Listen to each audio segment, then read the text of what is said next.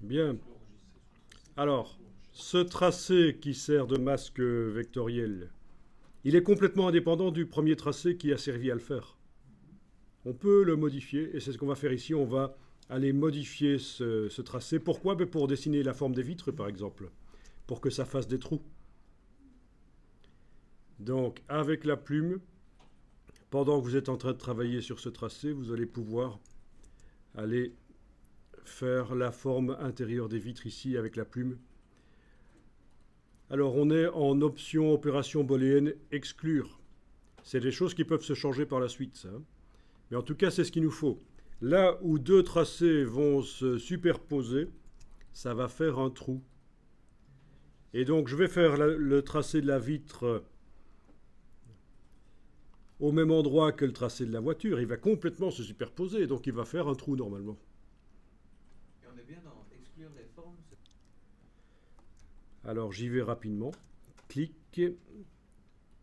clic, clic et glisser. Touche CTRL, ajuster. Vous voyez que ça fait un trou, hein, petit à petit. Bon, faites ça rapidement. Alors c'est vrai que c'est pas évident avec le... oui, il y a quelque chose qui a changé dans Photoshop CC 2015. On n'arrive plus à désactiver le tracé et malgré tout travailler sur lui. Ça, c'est assez ennuyeux. C'est assez ennuyeux.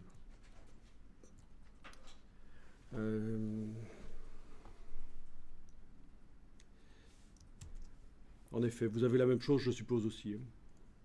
Vous n'arrivez plus à le désactiver avec la touche majuscule, le masque vectoriel, et continuer à travailler sur lui. Avant, on pouvait le faire, et maintenant, on ne peut plus le faire. C'est plutôt ennuyeux, ça.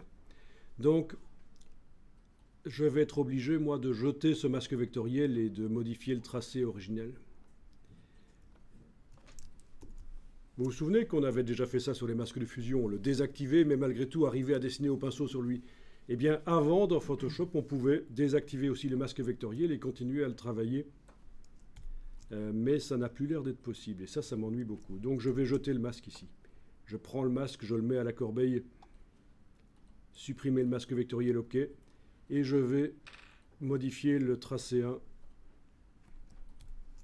C'est là-dedans que je vais aller faire, dans la vignette du tracé 1. Avant de le transformer en masque vectoriel du groupe, je vais aller dessiner la forme des vitres, vite fait. Voilà, c'est quand même plus pratique quand on voit l'image derrière. Comme je vous avais dit, je fais ça très vite ici.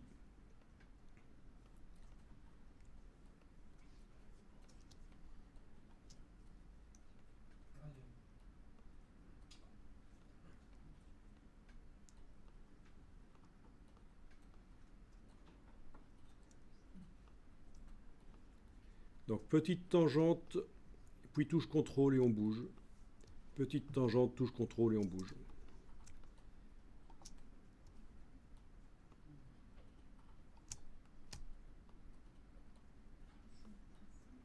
Vous êtes autorisé, vu que vous ne maîtrisez pas encore bien les tracés, vous êtes autorisé à faire ça en faisant uniquement des droites, hein.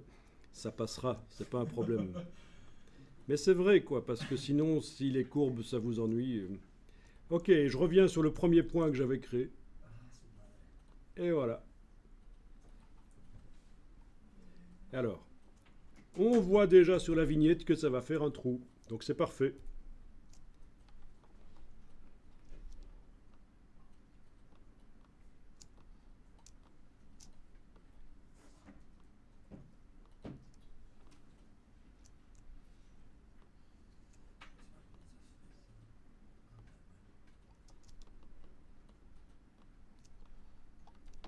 Si vous avez du courage, vous faites aussi les vitres sur le côté.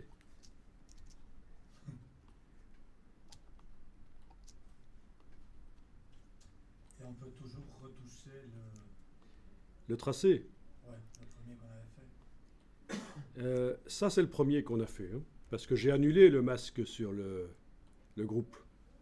Je l'ai jeté à la corbeille, parce que je n'arrivais pas à le désactiver pour qu'il fasse tout réapparaître et pouvoir le modifier.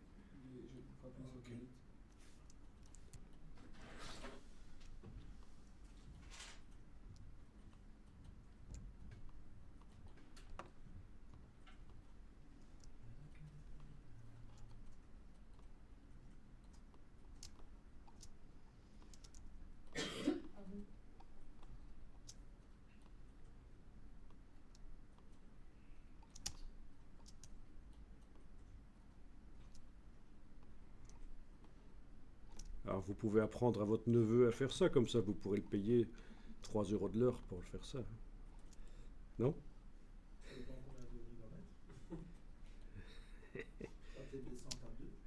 Pourquoi le payer si c'est le neveu? Oui, pourquoi payer si c'est le neveu? C'est vrai, il peut faire ça gratos pour son mononcle.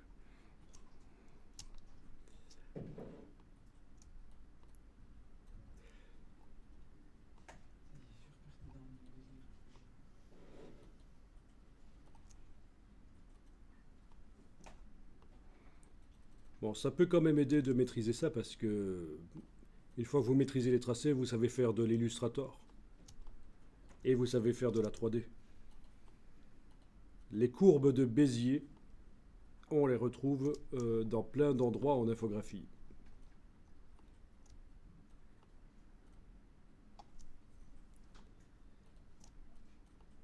Pourquoi est-ce qu'on appelle ça les courbes de Bézier? C'était fait près de Béziers. Eh oui, près de Béziers, exactement. Non, je rigole. C'est un monsieur qui s'appelait Pierre Bézier qui a fait ça. Quelqu'un qui travaillait dans l'industrie automobile et qui a trouvé un système pour décrire des courbes complexes avec seulement la position de 4 points. Donc avec 2 points d'ancrage et les 2 poignées de tangente au milieu, on arrive à décrire une courbe complexe. Waouh.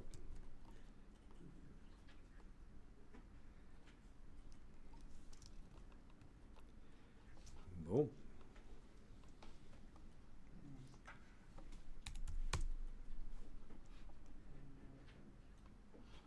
Vous voulez voir la tête de votre bourreau? Qui appelle-tu notre bourreau? Ben, Pierre Bézier, le voilà. C'est lui qui nous a permis les idées. Voilà. Ah, c'est pas mal.